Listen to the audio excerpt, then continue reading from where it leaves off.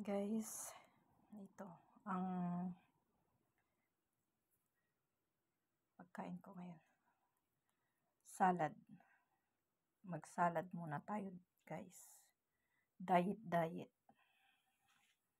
Yan, guys. Ang ano lang dito, guys, yung tomato, cucumber, bell pepper, at saka onion.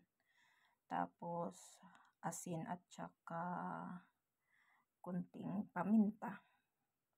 Yan lang, guys. Fresh yan, guys, from the garden. Yan. Bigay ng anak ko. Okay, thanks for watching, guys. Have a good day and God bless us all. I love you, guys.